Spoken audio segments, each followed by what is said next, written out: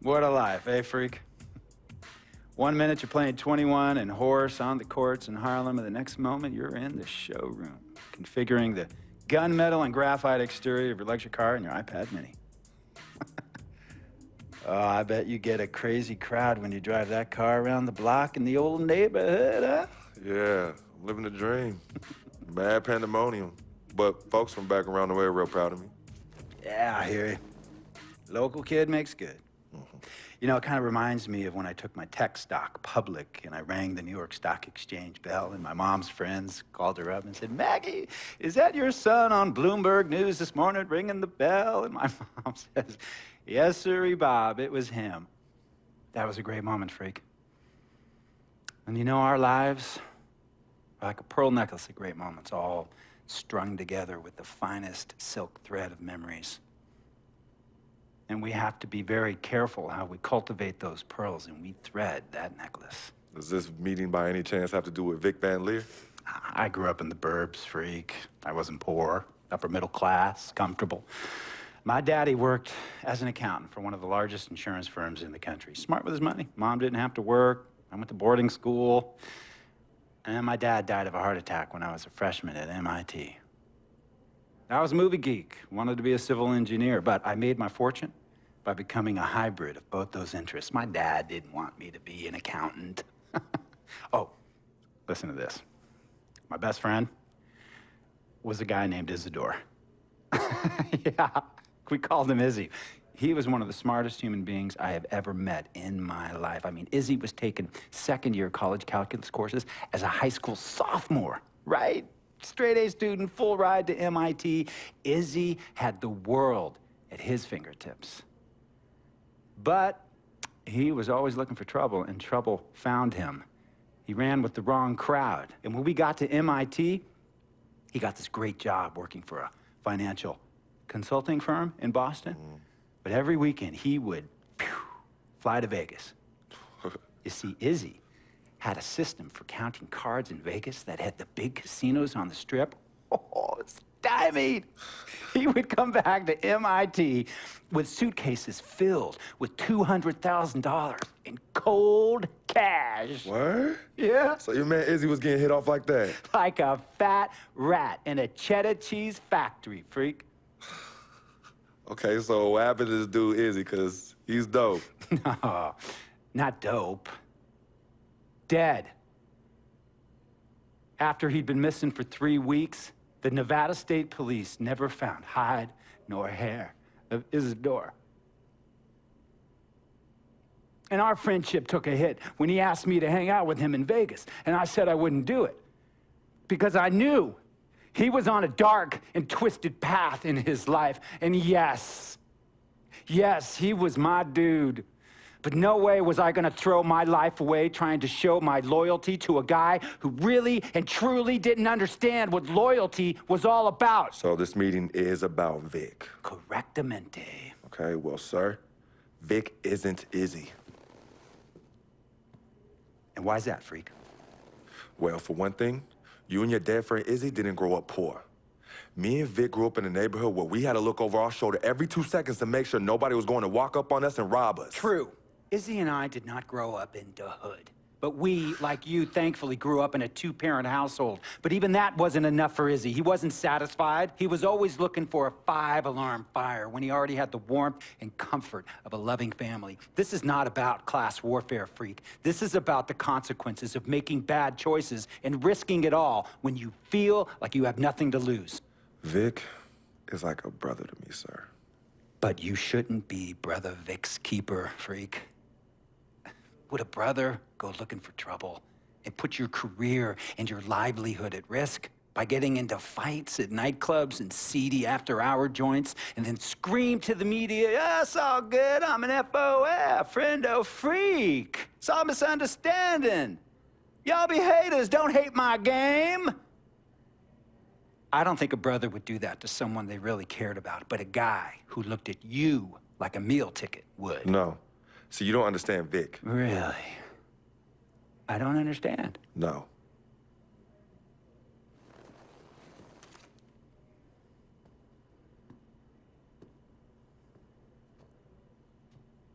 Look, man, it was a misunderstanding with the guy in the next VIP booth. His honey started flirting with me, so naturally I started flirting back.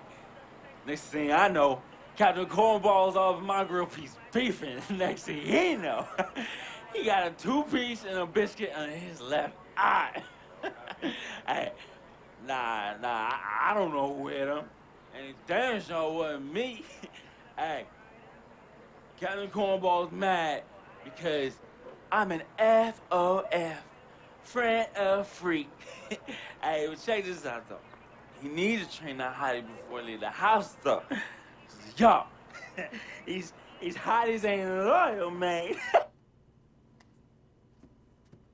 What's there to understand? Are you freaking blind? You know, I just want to know, how much did you pay your lawyers to make all this go away? Almost 100,000. Excuse me, son, I'm sorry, I couldn't hear you. I said I paid almost $100,000. Exactly. And if you keep riding shotgun with Vic, you're gonna go broke. Quick, fast, and in a hurry. Look, Vic is my friend, and I grew up with him. How many times I gotta tell you, sir? Freak, this is not a request. I am not asking you to do this. I am telling you to do this. And the first order of business is that Mr. Vic Van Leer is banned from traveling with you on the road. Vic is banned from the locker room. And Vic is banned from this arena. And if I catch this guy, Vic, in or anywhere near the facilities, Mr. Vic Van Leer will be arrested for trespassing. Are you serious, sir? Brother, I'm as serious as cancer. We all know that can be deadly. You know, when me and Vic were kids, playing summer tournaments at the Dome, we always imagined making it to the pros, right? And after the crowds left, just a street light was on the court, like 11:30, 12 midnight, even 1 in the morning sometimes.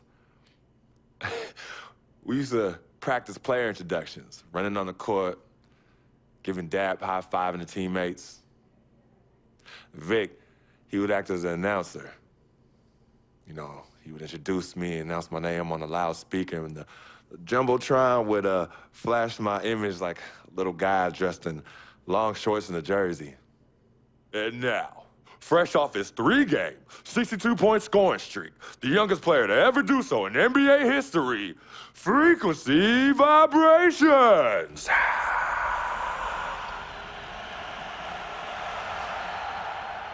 So me and Vic would sit in those empty bleachers at the Dome and dream like nobody's business. And now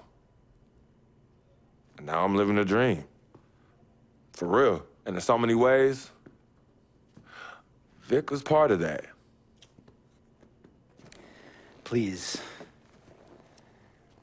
listen to me. I mean, I know this guy's your dude from way back. Look, me and Vic go way back like the front seats of a 67 Cadillac. That's good. We go way back. Did you say front seats? Front seats of a 67 Cadillac. We go way back like the front seats of a 67 Cadillac. Well, do you have any crickets? I'm gonna be the hit once again at Herbie Allen's Sun Valley Shindig because my fellow billionaires love it when I walk and talk that talk. So that almost sounds... No, let me tell you exactly what it sounds like. I respect, admire, and most importantly, love you as a human being and a role model. But I pay you a lot. And I mean, I pay you a lot of money to play for my team. And I am in this game to win it. And you can't win it with an albatross around your neck like Vic. So Vic is done. History. And here's some more lingo that I picked up from a former megastar who used to play for me several seasons ago. Thought I would never release him until I did. And now he's the 6th man on a struggling team in Venice. And yeah, I'm talking Venice with the canals and the gondolas and Harry's bar, not the street ballers next to the fortune tellers on the beach in Cali. This guy used to tell me when he thought there was a player destroying our team, don't be a hero, cut that zero. And that is what I am telling you about Vic, freak. Don't be a hero, cut that zero. The only thing Vic brings into your life is headache. and unwanted and unnecessary negative attention, and it will begin to affect your mindset. And when it affects your mindset, it's gonna affect your play. And when it affects your play, it's gonna affect my team. And when it affects my team, it's gonna affect my money. And if it affects my money, Google Translate will become your new freaking friend. I want a championship ring, freak, and I want you to help me get that ring. And banners after banners hanging from the rafters in this arena.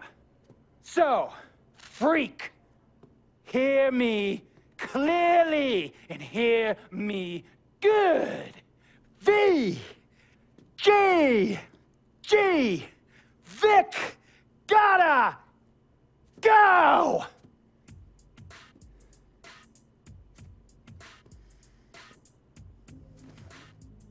Handle your business. And remember, that contract you signed contains a morality clause, a very important clause that revolves around your conduct on and off the court, and how it can negatively impact my team. Now, I don't want you to have to learn Italian or Croatian as a second language. And hey, playing pro ball overseas, there's nothing wrong with that. But the arenas are nothing like this, nor will the money be the same. And on top of all of that, this is the US of A, the greatest freaking country in the world. Ask yourself, is Vic worth all that? Think about it. Think long, think wrong. Tell you about Vic. He has his bad rap.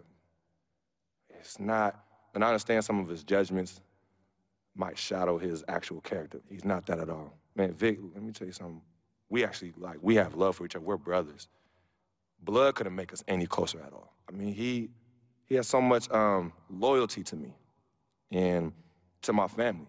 You could see even Cece, has issues with him, but he still loves her. He still loves her.